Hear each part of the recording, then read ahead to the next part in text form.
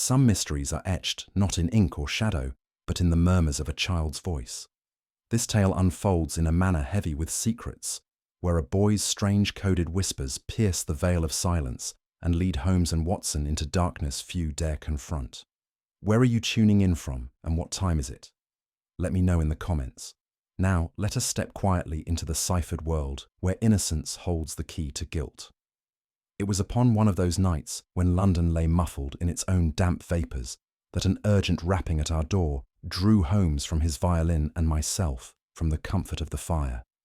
The street outside was smothered in fog, its gas lamps reduced to blurred orbs in the murk, and through that gloom emerged the outline of a woman.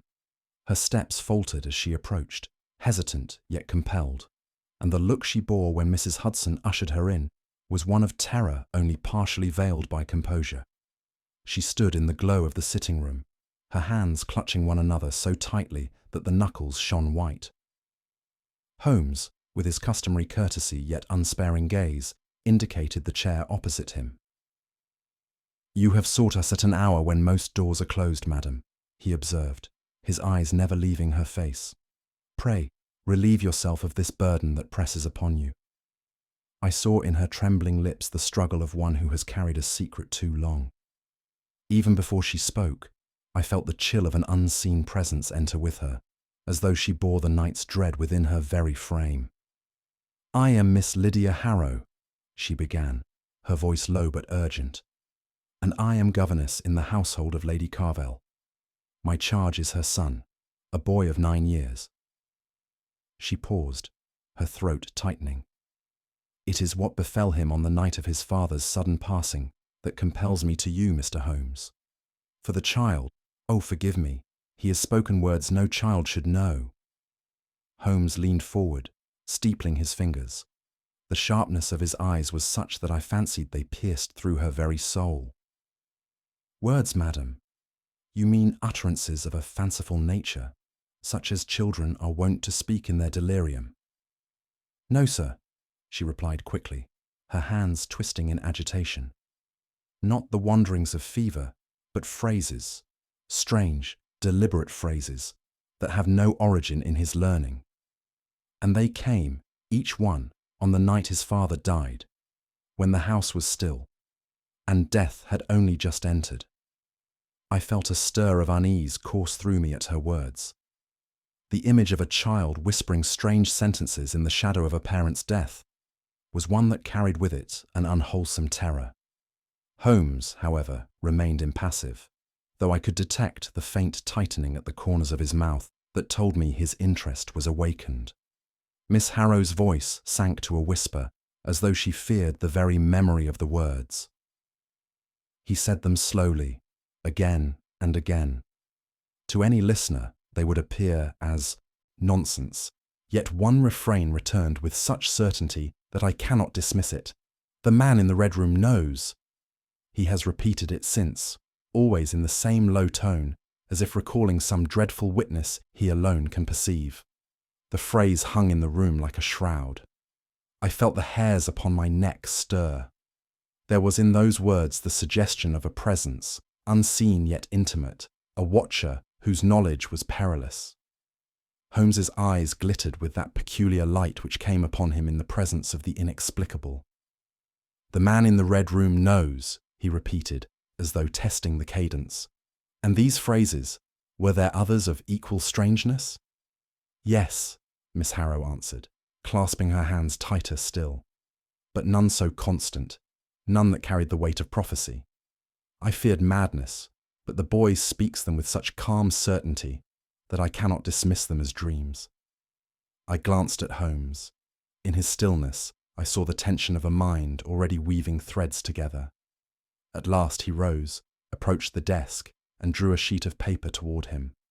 "Madam," he said quietly, "there are moments when the mind of a child, unclouded by craft, becomes the unwitting vessel of truth. Bring me all he has spoken, and we shall see whether his nonsense conceals a cipher more dangerous than you suspect." And with that, the first stone of a mystery was laid at our feet. Holmes had not stirred during Miss Harrow's account, save for the occasional glint of his eyes, as though each phrase she spoke had been silently weighed and measured. His long, lean figure reclined against the chair, yet I knew well that his mind was never more active than when his body appeared thus at ease. I, for my part, could not shake the chill that clung to her words, and I confess that her tremulous voice seemed to carry into our room a shadow deeper than the London fog itself. When she faltered, Holmes inclined his head ever so slightly, prompting her without speech. It was this quiet attentiveness of his that unnerved many, for it gave the impression that he saw not only what was spoken, but also what trembled unspoken between the words. "You have told me what the child uttered," Holmes said at length, his tone even, but not the manner in which he delivered it. "The cadence, madam. Was it the hurried babble of delirium, or the deliberate utterance of recollection?" She clasped her hands tighter. "It was slow, sir, as if he repeated what he had heard, though he knew not its meaning. Each word seemed weighted, unnatural, in the mouth of a child." Holmes nodded once. "Then we must consider not invention, but memory. Pray continue." With a trembling hand, Miss Harrow reached into her reticule and withdrew several folded sheets. She laid them upon Holmes's desk, their corners frayed by much handling. At first glance, I saw only the crude scrawls of a child's hand, figures half-formed, crooked lines, and circles drawn with uncertain strokes. Yet even in that apparent nonsense, there was something disquieting, an odd repetition of shapes, as though the child were compelled again and again to trace the same pattern. Holmes bent over them, his hawk-like features drawn sharper by the lamplight. He did not move for several minutes, his gaze travelling from one sheet to the next, with the rapt absorption of a man who sees in chaos the faint outline of design. I leaned closer, yet the drawings revealed nothing to my untrained eye beyond the disturbing persistence of certain symbols. It was only when Holmes's lips tightened, his nostrils flaring with that sudden intake of breath I had come to recognize as the herald of discovery, that I realized he had found what he sought. His long fingers tapped lightly upon one mark, an angular, unnatural sign that repeated upon 3 of the pages. Miss Harrow clutched at her skirts. "I feared it was madness, sir, mere scribbles of a troubled mind, but when I saw him draw that same mark again and again, I felt an icy dread." Holmes straightened slowly, the paper held delicately between his fingers as though it were a fragment of some ancient relic. "This, Watson," he said, turning the sheet toward me, "is no childish fancy, nor is it madness. It is a cipher." "A cipher?" I echoed, startled. "Indeed, a symbol once used among certain clandestine societies in the darker quarters of the continent. I have encountered it before, in cases where secrecy and blood walked hand in hand." His voice grew graver still. "That it should appear here, traced by the hand of a child, is a matter of no small consequence." I confess I felt a shiver run through me at his words. To think that such knowledge steeped in danger, should pass, however unconsciously, into the hands of an innocent boy was a thought too dreadful. Miss Harrow's face blanched as Holmes laid the sheet down with deliberate care. "You see now, madam," he continued, "why your pupil's utterances cannot be dismissed as the ramblings of youth. He has heard something meant never to reach ears beyond its speaker. In repeating it, he has drawn the gaze of those who dwell in shadow, and shadows, Watson, have a way of striking when least expected." The governor stifled a sob, and I could not withhold my own sense of foreboding. The lamplight seemed to flicker then, casting distorted shapes upon the wall, as though mocking us with the image of the cipher itself. Holmes, however, remained composed, though in his eyes I discerned that rarest of expressions, a flash of unease swiftly mastered. And so it was that on that fog-drenched night in Baker Street, we first glimpsed the outline of a mystery whose roots lay not in the fevered fancies of a child, but in the coded language of men who thrived in darkness. Our journey into the country was undertaken beneath a heavy sky and through lanes shrouded in fog that clung to the hedgerows like a living thing. The wheels of our hired carriage laboured upon the rutted road, and the lamps that flanked us cast but meagre pools of light, swallowed swiftly by the darkness. Holmes, ever silent in travel, kept his gaze fixed ahead, his profile cut sharp against the dim glow. I could not resist a shiver as we passed fields where twisted trees loomed like sentinels, their branches clawing at the mist. At last, through that pall of vapour, there emerged the silhouette of the Carvel estate, a brooding edifice whose many windows were dark, save for a few scattered lights that blinked like wary eyes. Its stone walls rose from the earth as though it were less a dwelling than a fortress, long accustomed to keeping secrets within. I confess that at the sight of it my spirits fell, for I have learned that houses bear the character of those who inhabit them, and this house seemed steeped in sorrow and concealment. As the carriage halted, Holmes's hand rested briefly upon mine. "Take note, Watson," he said in a low voice, "that the air of a place is often more eloquent than its occupants. This house whispers of long shadows. Let us see whether its inhabitants speak more plainly." We were received in a hall where the flickering of the lamps did little to dispel the gloom. At once, I was struck by the hostility that clung to the household. The widow, Lady Carvel, descended the staircase in a gown of mourning black, her face pale as alabaster, her eyes darting nervously toward the door, as though fearful of what might enter with us. She greeted Holmes with a voice that trembled in spite of her attempts at composure. Close beside her stood the late master's brother, Mr. Edward Carvel, a man of middle years with a broad frame and heavy brows that knit together in habitual suspicion. He regarded us with a cold, curt nod that betrayed no welcome. It was evident at once that he considered our presence an intrusion, and more than once he muttered about the foolish fancies of women and children. The servants, too, were not free of this atmosphere of unease. I caught them peering from the shadows of doorways, their whispers fluttering like moths in the air before vanishing at our approach. There was in every face the mark of dread suppressed by silence. Holmes's manner was courteous, but unyielding. "We are here," he said, "not to indulge fancies, but to uncover fact. And facts, Mr. Carvel, whether welcomed or not, have a way of rising to the surface." His words seemed to tighten the man's jaw, and I felt a growing certainty that we had stepped into a household divided by fear and guarded by lies. At length, Miss Harrow led us into a smaller chamber, where a fire burned low upon the hearth. There, seated upon a high-backed chair, was the child. He was slight, his dark hair falling across a pale brow, and his eyes, large and watchful, were fixed upon the shifting flames, as though he sought within them some hidden truth. His lips moved faintly, shaping words that carried no sense to my ear, yet held a rhythm too deliberate to be meaningless. Holmes, ever cautious in his approach, stood silently for a time, his keen gaze studying every movement of the boy. He made no attempt to interrupt, nor did he allow Miss Harrow to do so. It was as though he feared that the smallest intrusion might shatter the fragile thread upon which the child's utterances were strung. I strained to catch the words. They were fragments only. Numbers, names, and broken phrases, delivered in a tone curiously flat, as if the boy repeated them not for us, but for some unseen recorder of his thoughts. Yet amid the nonsense, there seemed to pulse a hidden order, a cadence that carried with it the echo of memory. At last, without turning his gaze from the fire, the boy spoke more clearly. "I saw the truth," he murmured, his voice scarcely more than a breath. "The night father died. I saw it." The effect was chilling.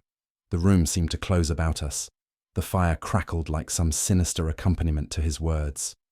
Miss Harrow clasped her hands tightly, while Lady Carvel gave a low cry that was quickly stifled. As for Holmes, I saw the light of fierce concentration kindle in his eyes. "Watson," he whispered to me, "it is not the voice of prophecy we hear, but of testimony. The difference, my dear fellow, is of the gravest importance." The boy's lips moved with a curious deliberation. his gaze never leaving the flames.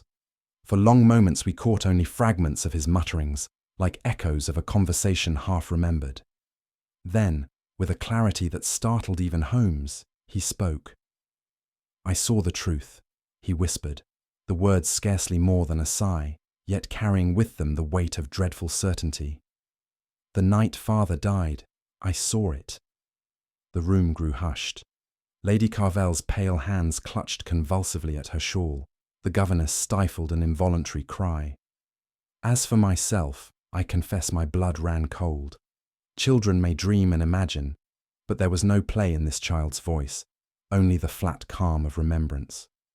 Holmes leaned forward, his sharp eyes fixed upon the boy, as though they might pierce through his very soul. "And what did you see?" he asked softly, his tone more coaxing than commanding. But the child offered no reply. His gaze returned to the fire, and the room once more filled with the low murmur of numbers and broken phrases. Holmes straightened, his expression unreadable, but I saw in his eyes the gleam of a man who has glimpsed the edge of revelation. That evening, while Holmes busied himself with silent observation of the household, I found myself in the company of two servants whose nerves seemed stretched to breaking. With glances over their shoulders and voices hushed to fearful tones, they confided in me rumours that had taken root in the manor.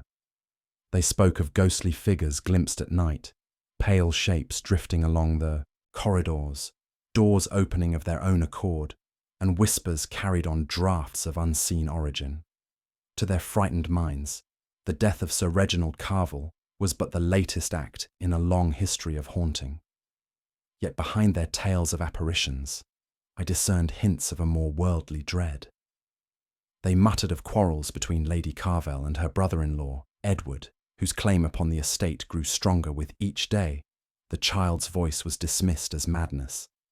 Inheritance, whispered more darkly than any ghost, seemed to hover at the heart of their fears.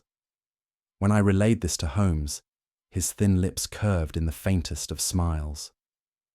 "Ghosts, Watson, are the convenient cloak for human avarice.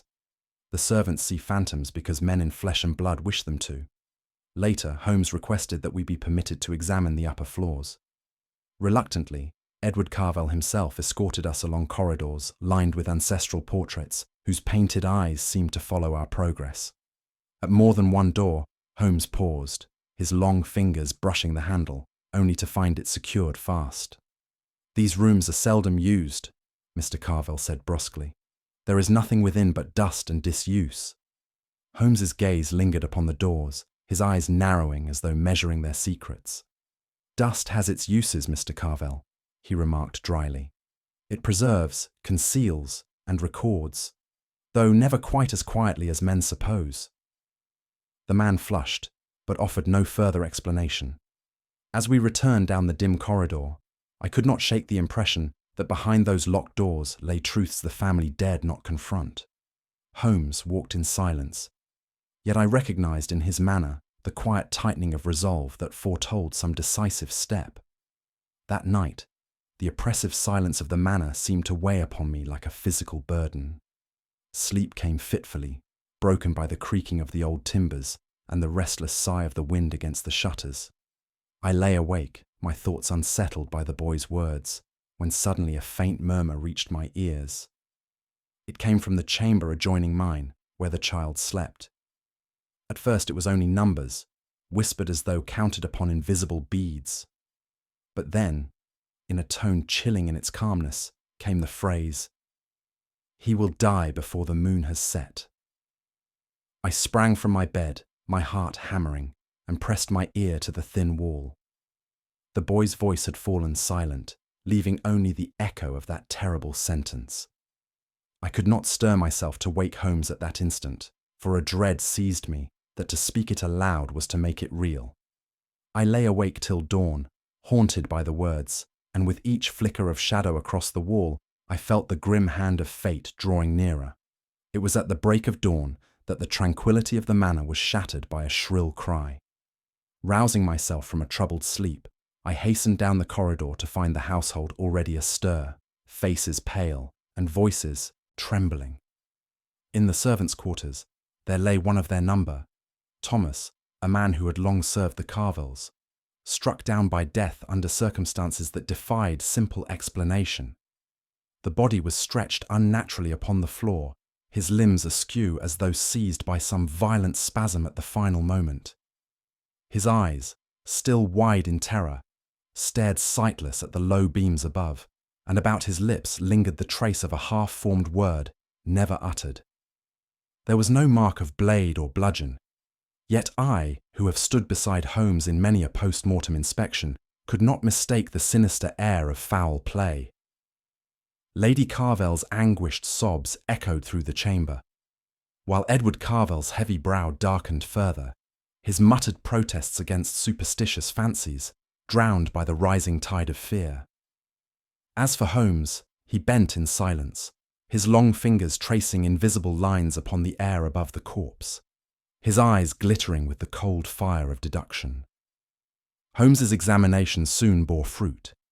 From within the dead man's waistcoat pocket, he drew forth a crumpled scrap of paper, stained with a dark smear that told its own tale. Flattening it upon the table, he revealed to our astonished gaze a series of words scrawled in a trembling hand, the final strokes blotched and uncertain, as though written in extremis. The phrase, though incomplete, chilled the blood in my veins. The man in the red room. The ink broke there, smudged by what might well have been blood. A hush fell upon the room as each person present drew back in dread. It was one thing to hear a child's eerie utterances whispered in the night. It was quite another to behold them reproduced in the dying moments of a man whose life had been violently cut short. Holmes alone appeared unmoved. He studied the fragment with a curious detachment, his lips pressed in a line of thought. At last he spoke, his voice low but clear. "This is no coincidence, Watson. The echo between child and servant speaks of a chain yet unseen. It is the task of reason to link them." His eyes, sharp and unrelenting, passed over each face in the chamber, and I thought more than one quailed beneath his gaze. With the discovery of the paper, the manor dissolved into chaos. Servants huddled together, their whispers fluttering like startled birds, while Lady Carvel, pale and trembling, clutched at her rosary and spoke in hushed tones of curses that stalked her family. Even the usually implacable Edward seemed unsettled, though he masked it with brusque denials and angry commands for silence.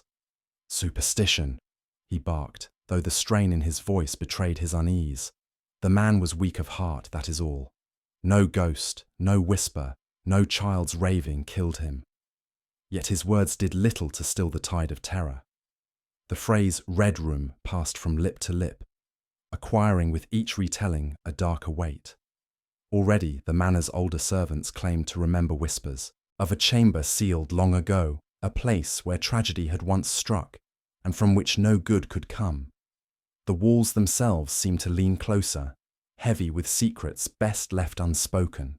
Holmes, amidst the tumult, remained composed. "Fear," he murmured to me as we withdrew from the clamour, "is ever the most faithful accomplice of crime. It clouds judgment, silences truth, and breeds obedience to those who would profit from it. Let us see, Watson, who in this household gains most from such shadows." And with that, he turned again to his relentless pursuit of the hidden pattern, even as the household dissolved further into panic.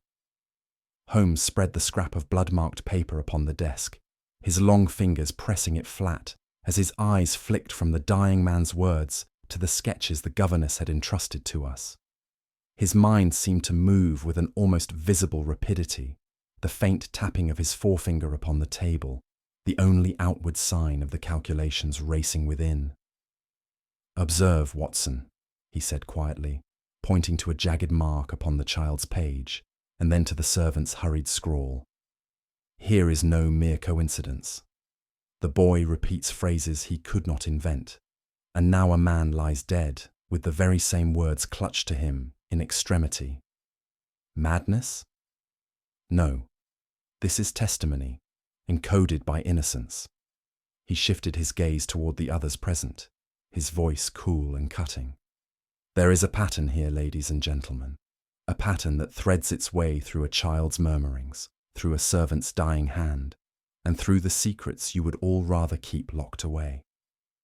I saw Lady Carvel pale, and her brother-in-law's heavy jaw set in defiance. The servants whispered nervously in corners, fearful of the direction Holmes's words might lead. It was Lady Carvel who broke the silence. Her slender hands trembled as she clutched at the back of a chair for support. "You do not understand," she cried, her voice breaking under the weight of grief. "My husband, he spoke often of enemies, though never named them. He said they moved in silence, waiting like wolves at the door. I thought them the inventions of a mind grown weary with business. But now I fear they were real." Holmes regarded her steadily, his face free of judgment. "Enemies in silence," he repeated softly, the phrase rolling upon his tongue as though testing its hidden edge. "A curious description. Silence may conceal, but it also listens. Pray, madam, did your husband ever hint at the source of these enmities?" Tears welled in her eyes. "Only that they were close, too close. He grew restless, watched the shadows in his own house. I fear—" She faltered, her lips trembling. "I fear he suspected betrayal under his very roof." Her words seemed to hang in the air, heavy as the funeral cloth, while Holmes's gaze moved slowly across the assembled faces. I confess a chill stirred in me as I wondered which of them wore the mask of loyalty while harbouring treachery beneath. Later that afternoon, I was left in the nursery with the boy, Miss Harrow having withdrawn to fetch some restorative for her frayed nerves. The child sat at a small desk, bent intently over his paper. I watched in silence as his small hand moved steadily, sketching shapes with unnerving precision. What emerged was no playful scribble of youth, but dark, angular forms repeated with obsessive care, symbols that carried a weight I could neither comprehend nor dismiss. His eyes never lifted, and his expression bore none of the dreamy distraction of childhood. Instead, there was a curious detachment, as though he were but a vessel through which some other hand worked. "You draw with remarkable patience, my boy," I ventured gently, though my voice held a tremor I could not conceal. He did not look up, but his lips parted just enough to release a whisper. "I only draw what I saw." The simplicity of his answer unnerved me more than any fanciful tale could have done. For in his tone was neither invention nor jest, but the flat calm of memory. I sat with him until Miss Harrow returned, my heart heavy with pity, yet also with a gnawing unease that this child bore witness to truths none of us could yet bear to face. That night, Holmes worked by lamplight in the library, the child's drawings spread before him like the scattered pages of some ancient manuscript. His eyes, sharp and relentless, traced each line, each repeated form, until suddenly he drew in a breath and leaned closer. "Watson," he said in a low tone that carried the thrill of revelation. "Do you see it? These are no random markings. Here, observe how the repetition forms a sequence. The boy has unconsciously constructed a cipher, each shape a fragment of overheard truth. And look, when aligned, they point not to phantoms or prophecy, but to movements, conversations, places within this very house." I bent over the papers, straining to perceive what his mind grasped so swiftly. Though my eye could not decipher the code, I could feel the gravity of his discovery in the intensity of his gaze. He sat back at last, the faintest shadow crossing his features. "The danger, Watson, is not from without. It walks these halls. This child has borne witness to secrets his elders thought safely buried, and in his innocent repetition, he has laid a trail that points unerringly to someone within this household." At that moment, the house seemed to breathe around us, its old timbers creaking as though in assent, its corridors stretching into darkness heavy with concealed menace. And so the cipher was no longer a riddle of lines upon paper, but a living thread leading us deeper into the very heart of betrayal. By Holmes's insistence, the entire household was gathered that evening in the dimly lit drawing room. The long curtains had been drawn against the night, and the flickering fire cast restless shadows that seemed to dance mockingly upon the walls. It was a chamber heavy with silence, broken only by the faint rustle of Lady Carvel's dress as she shifted nervously in her chair, and the muffled cough of one of the servants who lingered at the threshold. Holmes stood before them all, tall and commanding, his hands clasped lightly behind his back. He spoke without flourish, his words carrying the sharp edge of precision. You have dismissed the child's words as delusion, and yet they echo movements, conversations, and events that none but a witness could have known. He has repeated the truth, stripped of context, yes, but truth nonetheless. He paused, letting his gaze travel slowly across each face.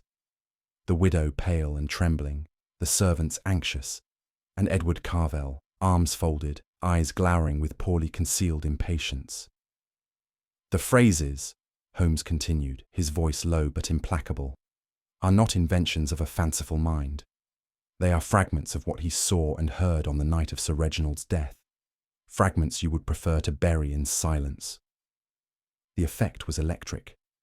A murmur ran through the servants. Lady Carvel clasped her hands to her breast, and the boy himself, sitting quietly in the corner, kept his gaze upon the fire, murmuring softly to himself as though in confirmation of Holmes's words.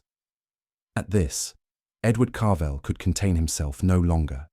He rose with a force that sent his chair skidding back upon the polished floor.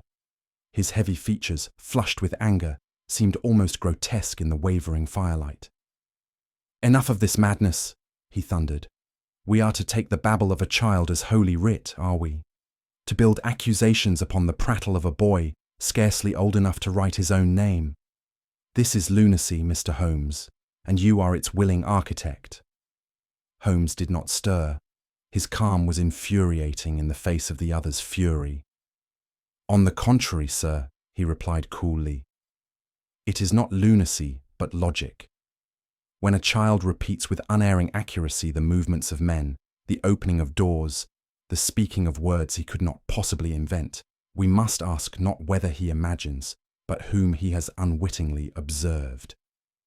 Edward's fists clenched at his sides.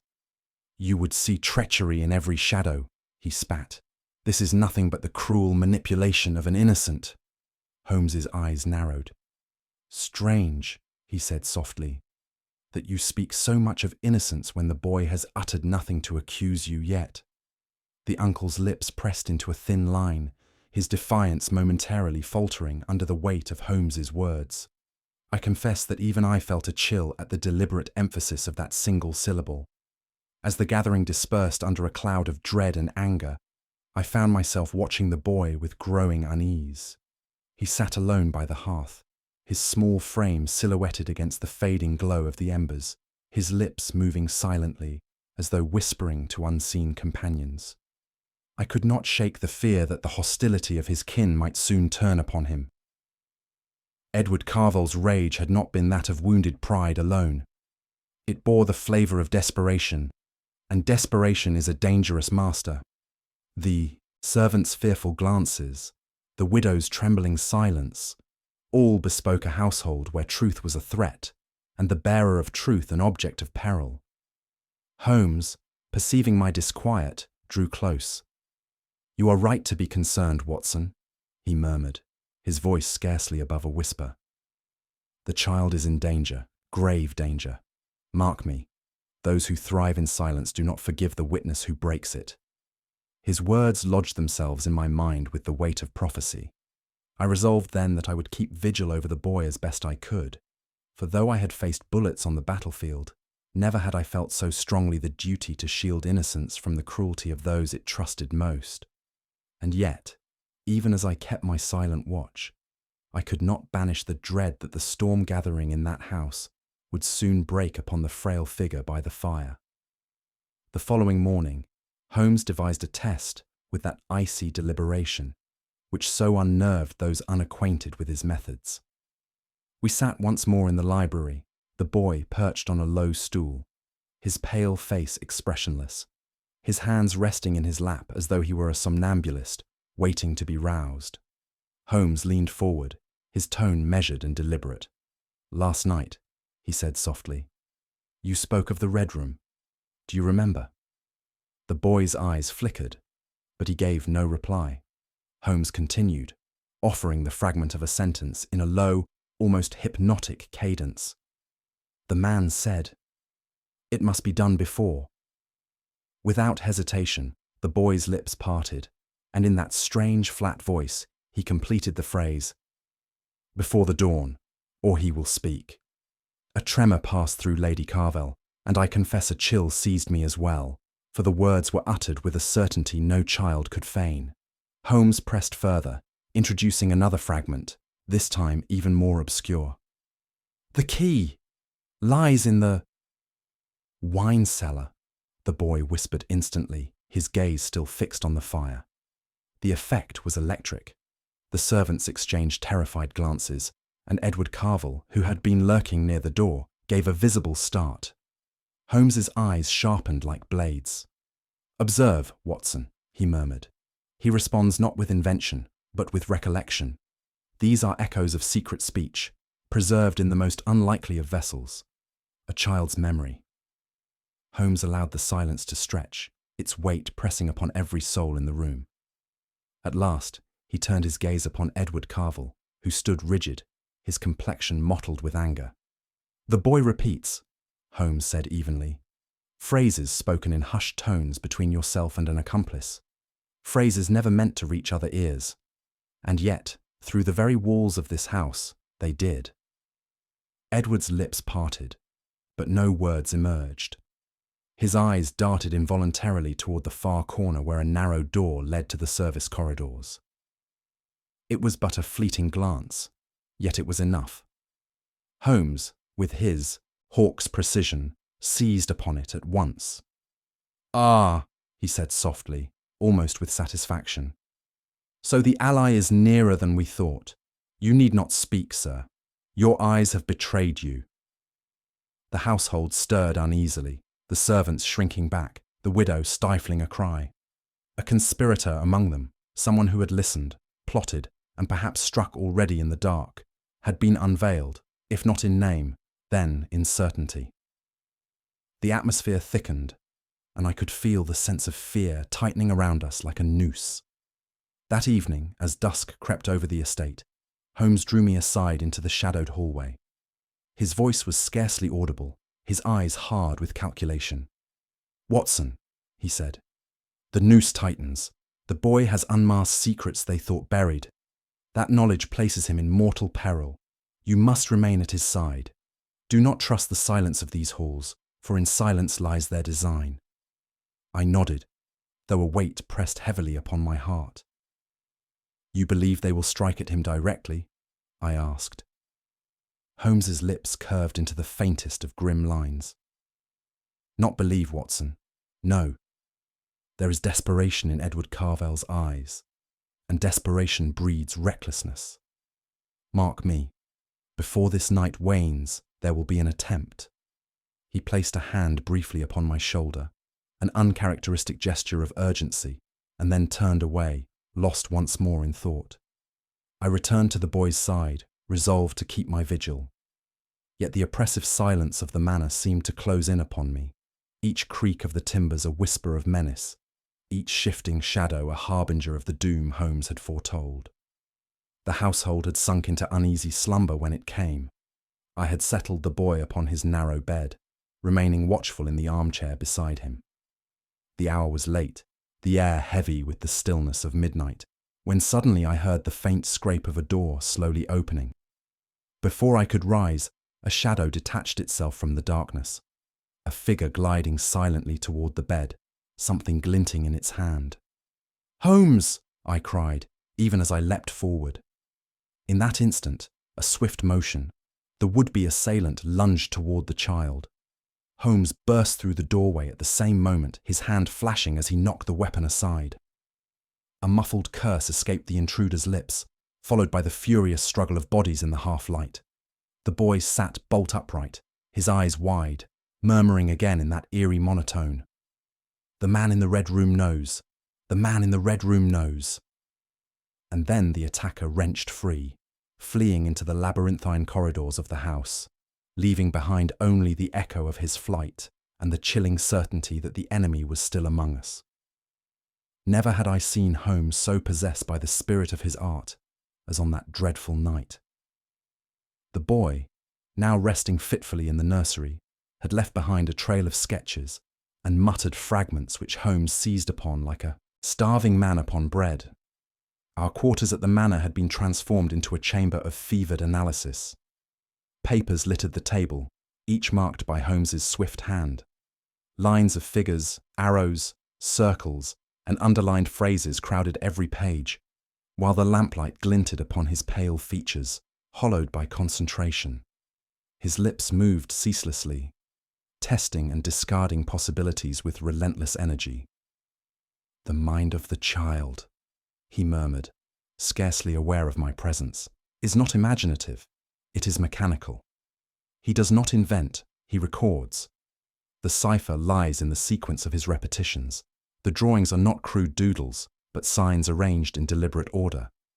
We must read them as a man reads the scattered letters of an ancient script." For hours he laboured thus, his eyes burning with that strange brilliance which always struck me as both inspiring and perilous. It was as though his whole being had become the instrument of one vast calculation, and I, helpless before his intensity, could only watch as he wrestled meaning from chaos. At last, he struck the table with his hand. "By heaven, Watson, it yields!" he exclaimed, his voice low but vibrating with triumph.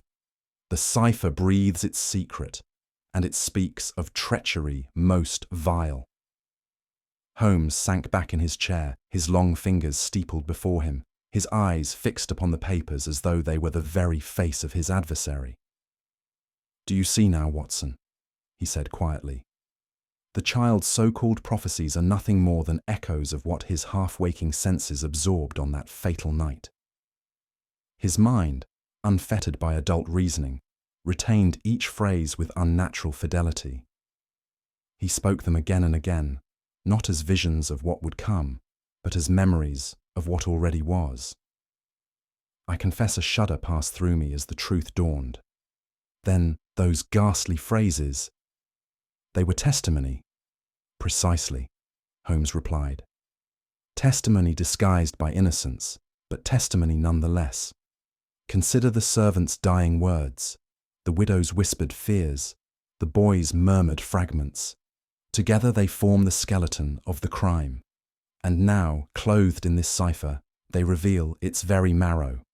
He leaned forward, his gaze sharpening like a blade. "Mark me well, Watson. In that child's broken sentences lies the record of conspiracy, of secret meetings, of murderous intent. He has spoken the truth, though none would heed it. Now we must act upon it, for the hour grows perilously late." Holmes rose and spread the drawings before me in sequence, his long finger tracing the patterns the boy had repeated so often. There, amid the symbols, words leapt forth: cellar, key, casks, silence. "The wine cellars," Holmes declared grimly, "a place conveniently remote, its stone walls thick enough to swallow any whisper, its shadows deep enough to cloak any deed. It is there, Watson, that the heart of this conspiracy beats." I thought of the dark corridors beneath the house, of the locked doors we had already encountered, and an involuntary chill crept down my spine. "Do you believe the murder was plotted there?" I asked. Holmes's eyes gleamed with cold certainty. "Plotted, and more. This house hides not merely the weapon, but the motive, the commerce of crime disguised as domestic propriety. The cellars hold more than dusty vintages, Watson. They hold the machinery of betrayal." His words filled me with dread, for I knew the path he pointed to led us into the very bowels of the house, where stone, silence, and shadow might yet conceal the cruelest revelations. It was near midnight when Holmes declared the moment had come. With Lady Carvel pale and trembling at his side, Edward Carvel stiff with rage, and the servants huddled in fearful curiosity, we followed Holmes down into the bowels of the house. The cellar stairs wound steeply, their stones slick with age, the air growing colder and thicker as we descended. A single torch, borne by a footman, threw its glow upon the damp walls, where the shadows writhed like living things. I felt the weight of centuries pressing upon us, as though we trod not into a wine cellar, but into the grave of forgotten sins. Holmes strode ahead, his lean figure etched sharply against the gloom, his every step measured, inexorable. "Observe, Watson," he called over his shoulder, his voice echoing eerily. "We go not into the stores of vintage, but into the vault, where the true commerce of this house has thrived, commerce in treachery." We reached the great stone chamber where the wine casks stood in silent rows. At first glance, nothing appeared amiss, yet Holmes moved swiftly, his eyes darting from one shadowed corner to another, until with a sudden motion he drew back a cask to reveal a narrow recess. Within lay crates, their sides marked with strange symbols. Holmes struck one open with his stick, and by the wavering light we beheld packets of fine cloth, foreign tobacco, and ledgers filled with coded entries. "A smuggler's nest," Holmes declared, his tone as cold as the stone around us. Sir Reginald discovered what his brother sought to conceal, that this estate was but the facade for a thriving trade in contraband. His death was not the work of chance or misfortune, but the deliberate act of one whose empire would have crumbled had the truth emerged. Lady Carvel gave a cry of anguish, while Edward's face darkened with fury thinly veiled as contempt. Holmes's eyes never left him. Holmes advanced, his voice steady, his deductions now drawn as tight as a noose. "You, Edward Carvel, stand revealed. The boy repeated your words, snatches of speech overheard while half asleep, phrases of conspiracy uttered in this very cellar. Before the dawn, or he will speak, your command to your accomplice. The key lies in the wine cellar. Your careless boast, spoken in the false security of silence. And the servant who died carried the final proof, silenced because he too had seen too much." Edward's protest burst forth in rage, but Holmes raised a hand, silencing him as though he were a schoolboy caught in a lie. "You mistook a child's half-dreaming repetition for nonsense. You forgot that innocence hears what guilt cannot afford to whisper. That, sir, was your undoing." The boy himself, standing pale and solemn beside Miss Harrow, lifted his gaze and murmured again, "The man in the red room knows."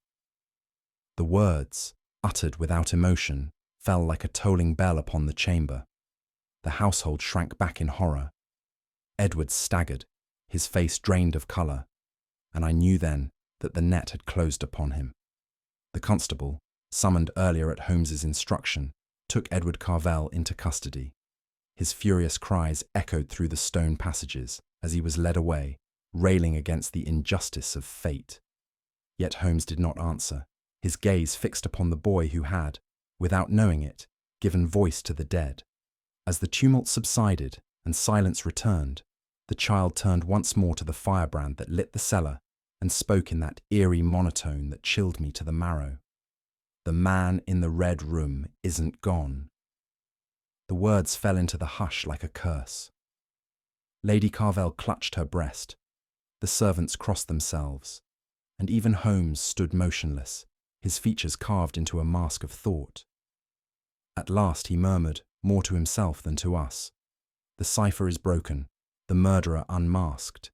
Yet sometimes, Watson, the last whisper of innocence tells us that not all mysteries are solved, nor all shadows banished." We ascended from the cellar in silence, the torchlight wavering upon the stone, and though justice had triumphed, I could not shake the shiver that the child's final words had left within me. After the tumult and terror of Carvel Manor, there was a strange solace in the rattle of the London cab and the familiar silhouette of Baker Street looming once more through the night's fog. When at last we entered those well-known rooms, the glow of the fire upon the hearth, the scatter of books and papers, even the faint aroma of tobacco in the air, all seemed to welcome us like the embrace of sanity after a voyage through madness. And yet, as I sank into my accustomed chair, I found no true comfort. The chill of the manor's shadowed corridors clung still to my thoughts, and the image of the boy, small, pale, murmuring fragments of horror beyond his years, haunted me with relentless persistence. Holmes, for his part, wasted no time in rest. He cast aside his coat and at once took up his violin, not to play, but to cradle in silence, as though the instrument were a companion in his brooding. He sat thus for long minutes, his gaze fixed upon the flames, while I struggled with the dissonance between the safety of our lodgings and the darkness we had left behind. As the hours passed and the fire burned low, my mind returned, again and again, to that singular child. I could not reconcile the quiet figure by the nursery hearth with the instrument of revelation he had unwittingly become. His words, delivered without emotion, had torn the veil from a murderer and laid bare a conspiracy. And yet he knew not what he had done.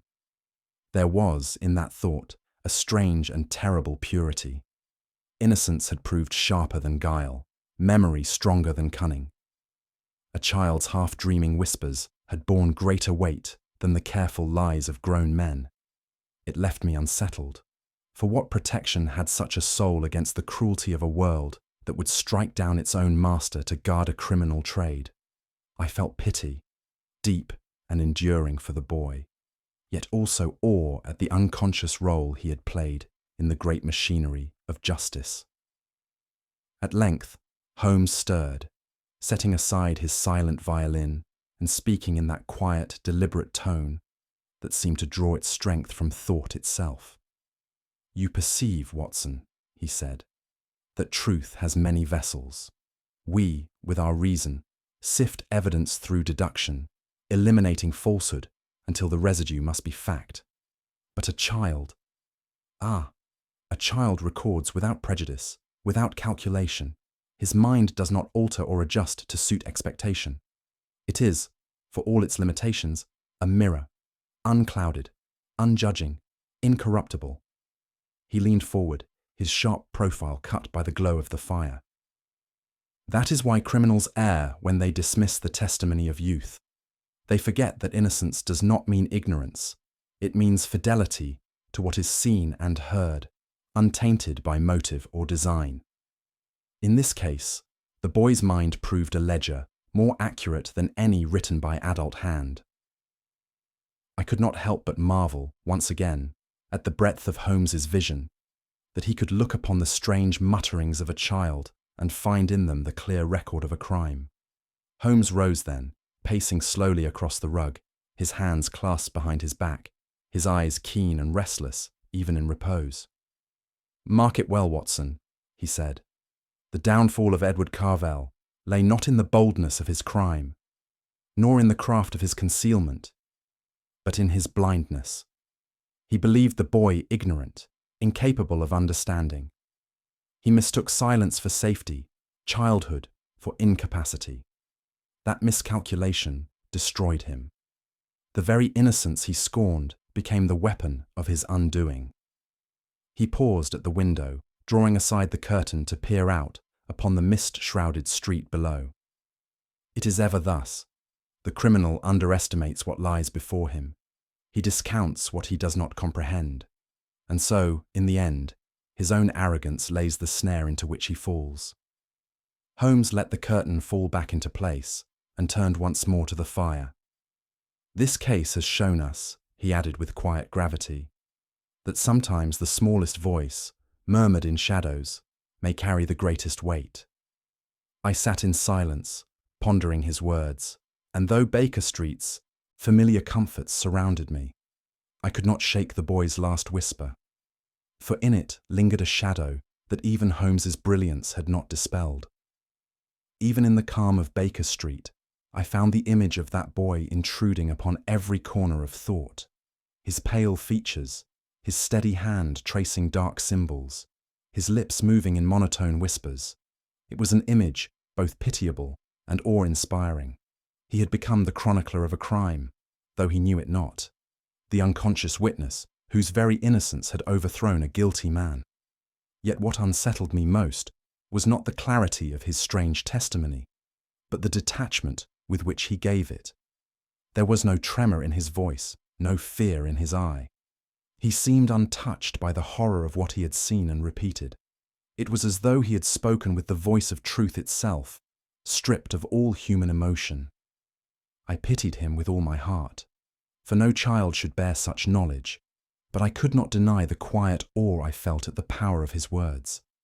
For all the brilliance of Holmes's deductions, for all the efforts of the law, it was the boy's unearthly calm that had undone the veil of secrecy.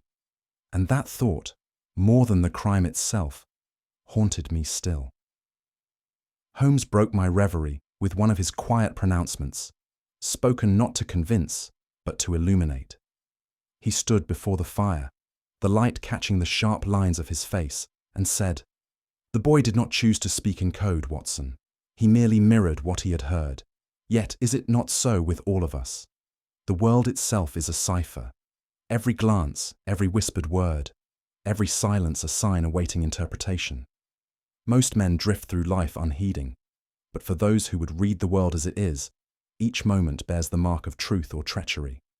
The cipher is there, written daily by the hand of man, waiting only for the mind keen enough to break it." I listened in silence, struck as ever by the breadth of his perception. To Holmes, every crime was but a line in that vast cipher, every mystery a knot to be untangled, and he its tireless reader. Yet I could not help but think of the boy who had been drawn into that same cipher without knowledge or will, and wondered whether innocence might sometimes pierce deeper than intellect. The hour grew late. The fire had sunk to glowing embers. The shadows lengthened along the walls, and yet Holmes remained motionless, his gaze lost in thought. At last he spoke, his voice low and tinged with something almost like unease. "The cipher yielded its secret, the murderer is in chains, yet I cannot rid myself of the boy's last words. The man in the red room isn't gone." He fell silent again, and I felt a shiver run through me, though the room was warm. It was as though those words carried a weight beyond their meaning, a whisper of truths still hidden in the darkness. Holmes turned toward me then, his eyes glinting in the dying firelight. "Remember, Watson, some mysteries resolve themselves beneath the surgeon's knife of logic. Others remain, like shadows cast across the floor, shifting with every flame but never wholly banished. That child may have seen more than we shall ever know." We spoke no further, and the night drew in around us. Yet long after Holmes had retired, I sat wakeful, staring into the ashes, and hearing still the echo of a boy's whisper, a whisper that left me with the disquieting sense that justice, though served, had not ended the mystery. Holmes leaned back in his chair, the smoke of his pipe curling like ghostly script against the lamplight. "You see, Watson," he said quietly, "the boy did not invent his riddles, he preserved them. In the unguarded honesty of childhood lies a mirror of truth that cunning men never imagine. The world, my dear fellow, is but a cipher, and it is the innocent who often read it most clearly. And now a question for you. What do you think was the uncle's greatest mistake? His crime, his arrogance, or his blindness to a child's memory? If you enjoyed this mystery, share your thoughts below. Subscribe for more Sherlock Holmes tales, and let others know about the story. The game, after all, is far from over.